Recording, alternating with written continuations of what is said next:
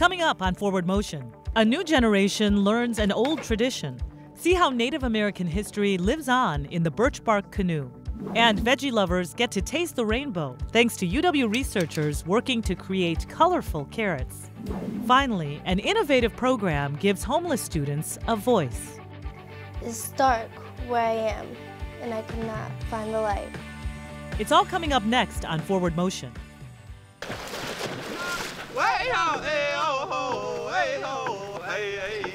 This is a celebration years in the making, the culmination of a dream for UW art professor Tom Lozier. Since I moved here 23 years ago, I've been trying to arrange to build the Birchbark canoe in the wood shop. Problem was finding someone to build the canoe. In the Midwest, there's only 3 Native American birchbark builders. Why so few? Because the birchbark canoe is the apex of Ojibwe art. It's the most complex craft that we have in our culture. Wayne, the master builder, knew and trusted Tim, who was a graduate student here on campus. I was able to set up this partnership so other people could be exposed to this. Ojibwe tribe member Wayne Vallier agreed to leave the Lac du Flambeau reservation for a semester to work as an artist in residence, building a canoe at UW-Madison. It just amazes me when I start to build, and it takes me back 700 years to my ancestors. I'm Anishinaabe. My tribe is the Ojibwe Nation. We brought the history and the ceremonies forward into the Great Lakes region. He's ready to share that history with a new audience. I'm sharing the message of taking care of Nokomisakiminan, our grandmother of the earth. Birchbark played a huge role in the life of the Anishinaabe people. Everywhere we went, our hunting, our fishing, our gathering, it was through the birchbark canoe. The whole family would be pitching in. Everybody would have a job to do on the canoe. The project is a partnership between the Art Department, American Indian Studies, and Folklore Studies. But anyone is welcome to join in. Different students and quite a few faculty are coming in and working with him on the project. You gotta make sure to support it here. This is where it'll crack. As he teaches the art of canoe building, Wayne weaves in stories and lessons from his life. Look at the environment in a different way, the way the Native people see the environment. When we look at the birch bark, it's a beautiful robe on a great being that's giving itself to you so you can make something beautiful. The bark rejuvenates itself after we peel it off the tree. It grows back in about 15 years and our grandsons can come harvest it again. Part of this project is to use the university to perpetuate not just Western knowledge, but traditional knowledge as well. That's why folklore students are meticulously documenting what's happening here. By capturing the story, we're able to translate it to other audiences who might not be involved. There's so many stories, because a canoe takes so long to build, months and months of work. Everything has a story and how it came to be. It's about the environment, and it's about culture, and it's about family, and it's about camaraderie. Nice and easy. Which is why Wayne wanted to involve young people from his reservation, bringing them to Madison for a few days to work on the project. Yesterday I was working on a sewing. You gotta take it nice and easy, slow. Cause the birchbark, it is very delicate, but when it all comes together, it is all very strong. We gotta go to the other hole. I'm really interested in that model of skills being passed from generation to generation and keeping skill sets alive. I'm now putting it on your shoulders. It's going to be up to you. I want to learn it because we're starting to lose it slowly. Our traditions, if it's lost, then it's a big part of our history gone. Wayne is hoping for us to pass our teachings down to our children, and then our children pass it down to our grandchildren. These kids can be the next generation of leaders in the community. Are those done? By putting the canoe in the university, you're exposing these young Native students to some amazing people at the university. To show them that the world is a big place and that you can do whatever you want to do in this world and achieve the dreams that you want to achieve. Coming down here, it's far from Lac du Flambeau. I've only been here once. I'm not usually in the city. They let us take a tour, went to the Capitol. It's really cool. We have to survive in a bicultural world. You don't have to lose your identity of being a Anishinaabe to do that. If anything, this project is about strengthening identity by sharing it. The Birchbark Canoe project is about community in many kind of ways. Keep your culture, keep your traditions, but get the best of the Western world. That's what I'm sharing with these young people. This could be a good place for them to end up. They don't have to surrender their identity as Native people to be able to come to a university. The university, I think it's pretty cool, and I want to come here after high school. They get to see that, there are allies here and friends here, and above all, I guess we're building relationships through this project. It was my destiny to become a teacher, to learn these things and to hold them and to one day pass them on. It's not me doing this, it's my ancestors. Building this bridge a little farther down this way, maybe they'll build the bridge a little farther up towards us. That sort of bridge that I'm trying to make between the community outside the university and the university. Maybe there'll be what we call the Suratamawin is the word I want to use, which is understanding our cultures. Look at that. Our elders tell us to try to keep an open mind about all cultures, because a problem you may have in your own, the answer may lie in another culture. Somebody's value in another culture may shed light on your own.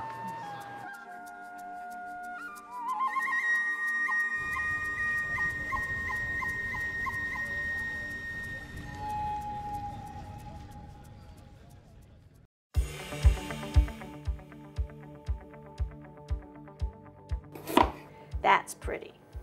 You want to eat some carrot? I just want to taste it. You can roast carrots, you can stew carrots, you can make soups. Carrots are a staple to personal chef Pat Mulvey, but you may not recognize the carrots she's cooking for her kids and their friends. There's whites, there's yellows, there's different shades of orange, there's magentas, purples, blacks. Look at the inside. Ooh. Oh my gosh, that's weird. It's beautiful. It makes a really pretty salad. Choose your weapon, James. What color do you want to shred? Oh, that one. The rainbow of carrot colors is made possible by research happening right down the street from Pat at the UW-Madison lab of geneticist Philip Simon. A lot of people view purple and yellow carrots as brand new. In fact, they're the original colors of carrots. The orange is actually a rather late comer in the history of the carrot. Since the mid-1500s, orange has become the color of carrots. When I began, orange carrots was the only carrots that was being grown. We did a lot of evaluation of carrots in the late 70s, early 80s. We discovered that, in fact, they could be better. So Simon set out to breed that better carrot, and he's devoted more than 30 years to improving this humble vegetable. Sometimes people tease us and say, well, what hypothesis are you testing in this science? And the hypothesis is that things could be better. Carrots were and continue to be a major source of vitamin A in the U.S. diet. From my standpoint, that's an incentive for me to work on the crop. As a result of his work, the carrots we eat today have about 75% more beta-carotene than they did 55 years ago. They're converted to vitamin A, and vitamin A is an essential nutrient in our diet. From his tiny basement lab, Simon is a big part of the USDA's success in getting Americans to do what parents have tried to do for years. People are eating more carrots. And carrots of different colors. In 1992, Simon's lab released the purple carrot. And that was the first one released, and really the first purple carrot ever released since the 1600s, 1700s. Simon is developing more colorful carrots, and he wants people to know what they're missing by eating just one color of the rainbow. All the different colors have some nutritional qualities. Yellow carrots have a pigment called lutein. That helps fight some eye diseases. Red carrots contain lycopene, and that pigment has been associated with the suppression of some forms of cancer. Purple carrots have a collection of different purple pigments, anthocyanins, which can help prevent stroke and heart disease. Eating the variety of carrots, not only is it really pretty, and that makes it, more appealing to eat, but you're getting much more of a wide range of nutrients. Not only does he want the carrots to be healthy, Simon wants them to taste good, something he pays close attention to in his lab, where carrots go through detailed taste analysis. So what we're going to do is taste these 2 orange carrots. The major flavor notes we pay attention to for raw carrots are sweetness, and then the other one is what we call harshness. Which one is better? I think I like the first one better. I do too. Flavor is really more important to a consumer than nutritional content. We focused on that because we knew we could improve it. Here's the true test. This one is going to be the one that I think you like the best. It's got honey and cinnamon and raisins. Yeah, sweet. You'll find out that the purple and the yellow and the red, they all do taste like carrots. There's a slight difference in flavor. To my palate, the lighter the color, the less intense the flavor. The darker the color, the more intense the flavor, but it's subtle. Bessie? Ooh, it has like purple in it. Mm-hmm. This rainbow of super carrots is now starting to be grown and harvested on a small scale. I have found them at farmers markets. In a lot of ways, these small-scale growers really are leading the way. They've got a very visually unique product that they can put on their table and draw customers in. My favorite way to use the multicolored carrots is raw, shredded, and in a salad. Oh, purple and orange. With a lot of the darker carrots, when you cut into it, there's striations of color. So that the outside might be black, but then it might have a ring of orange and a ring of white. And I mean, that's just cool looking. People eat with their eyes first. When it's that pretty, that makes it more appealing to eat. When you come to developing new vegetable varieties, it isn't that obvious whether you're going to hit a home run or not. Simon still has plenty of ideas to build a better carrot. There's a long, long ways to go because about 1/3 of the U.S. population eats the 3 servings of vegetable a day that they should. And after working on it for more than 3 decades, it's more than science. It's become something of an art. Once in a while we're lucky and we never quite know which ones we're going to win with. I think I like it. It's like you know, putting out that album and hoping that people buy it. It really is. It's a performance art.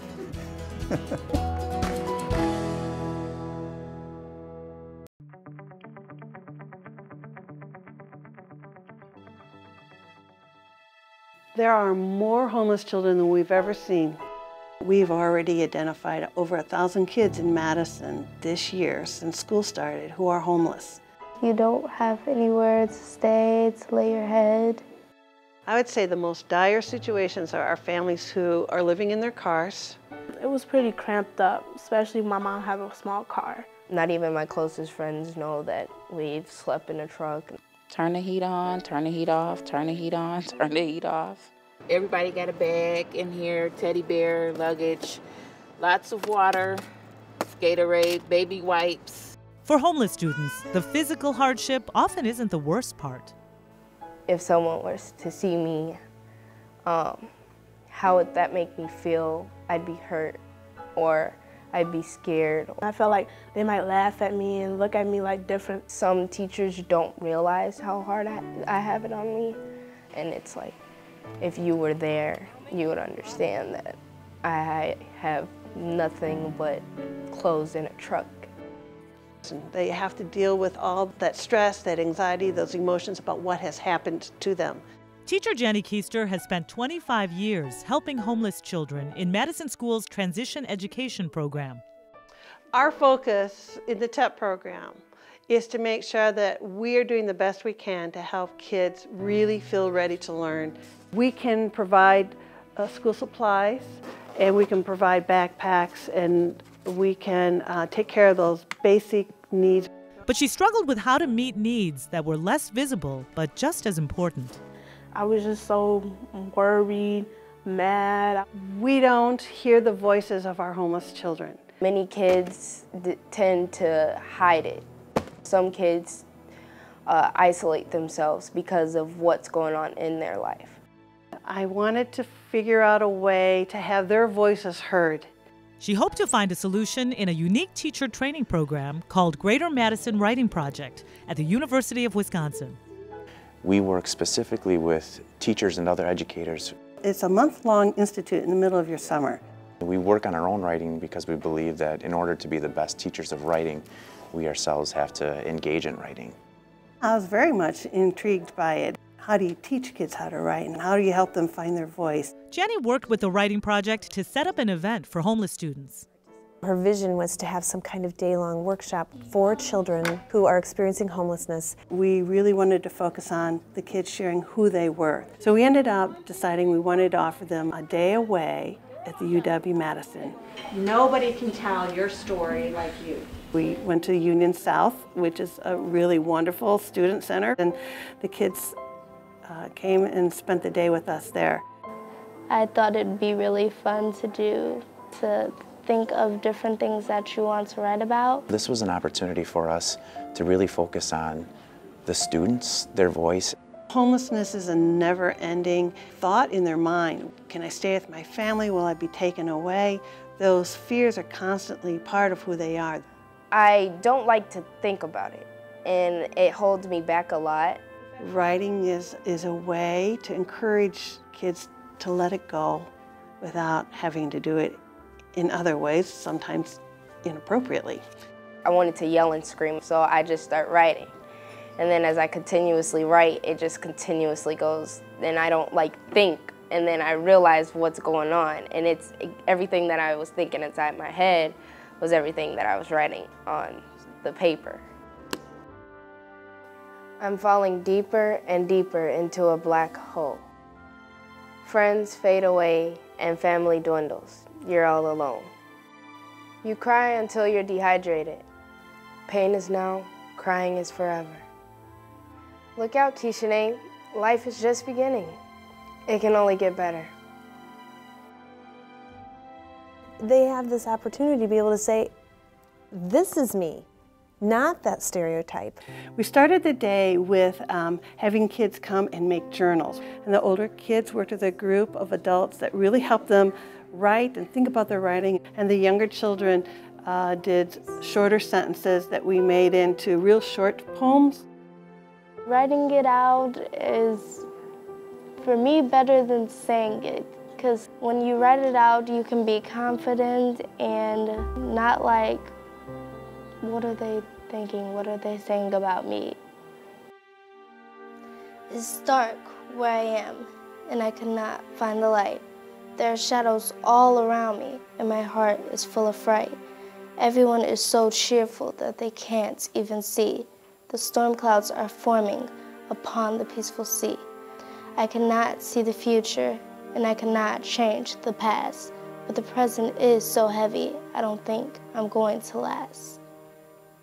Sometimes putting it down on paper is all you need to do to release it. When I write, I figure out exactly what I've become or what I'm becoming. It made me become a stronger poet. If you're ready to write it on paper. They were able to take the experience at the university back with them and say, I spent the weekend at the UW campus. This is something we aspire for them. That this is a place for you now and in the future. I've never actually seen a college and it was really big, but I felt like that was the place that I really wanted to be. And the students weren't the only ones to see things in a new light. I went into it thinking I knew, some things about what it would be like to be homeless. It's come to hit home so much more after really hearing them tell me. This is what it's like for me to walk into a new classroom for the 4th time in a school year. You can't judge me because you don't know me. You can't tell me what to do. You cannot imagine who I am and what I've been through. But most importantly, you cannot walk a mile in the shoes I walked in. If you can communicate your thoughts, your feelings effectively, you are impacting other people because of the words that you have on that page. And we told the kids up front that what you're sharing with us is things that we're going to share in the community so that they know who you are. The poems and letters written by the children were published into a book called Who We Are. We decided to do a book because it's something that you can leave somewhere and someone can pick up and be curious about and ask more questions. It can make people think more about what other people have going on and not tease them about their life. We also hope to empower them that they know they are published authors. For some of them, it's the first time they've ever seen their own writing in print. After the books were published, students were asked to read their words at a public celebration and book signing. I was a little intimidated, but I really like being on stage and in front of people. Sharing their stories gives them an opportunity to re-look at what's happening to them. I will get some of these kids off the streets and giving them a place to lay their head down. Putting them in the position of advocating versus feeling as if they're victims. It felt like I had a voice, and to speak out felt good. It was kind of weird, everyone's just wanting my autograph. The cool part about it was that it's like exactly what I want to do since I want to be a singer and a poet. It gives me hope that change can happen for our kids. They're still open and still hopeful and still have dreams that something great can happen. They can see themselves as worthy people within the community. They're not just the homeless kid, in the corner. They're actually kids who have something tangible to share, a real voice and a real vision about who they are and how strong they are. Deep inside, I have a good side. Deep inside, I feel happy. I feel happy when I'm at school and do all my work. Tell my mom. Tell my mom.